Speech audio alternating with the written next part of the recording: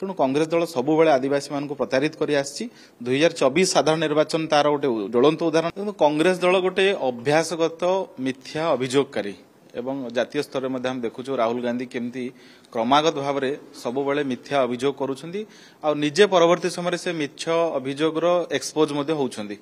एवं ओडिशार मध्य कांग्रेस दल सही ढांचार अच्छी जदि माँ मान को लेकरी भारतीय जनता पार्टी समावेश कला निर्वाचन पूर्व असुविधा कोटी अच्छी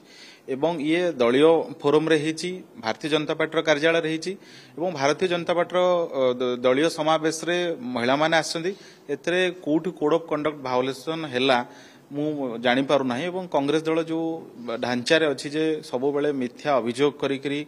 पब्लिक अटेंशन को डाइवर्ट करवा कांग्रेस दल से ढांचार अच्छी। बाकी रहिला जे कांग्रेस दल अभियोग कांग्रेस दल कहूँ जे आमे आदिवासी प्रार्थी देइचु मु बड़ा आश्चर्य जे 2024 मसीह कांग्रेस दलर से आदिवासी प्रेम कुआड़े जाइथला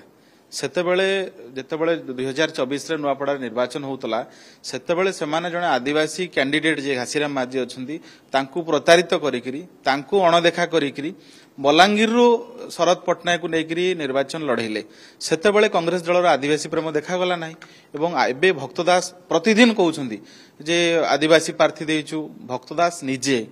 तेलंगाना रे थिले निर्वाचन प्रभारी तेलंगाना रे एससी एसटी ओबीसी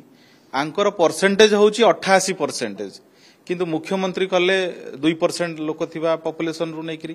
तेणु जेतेबेले भक्तदास तेलंगाना प्रभारी थिले सेठी सरकार कांग्रेस रहला 88% होउछंती एससी एसटी ओबीसी सेठी मुख्यमंत्री कले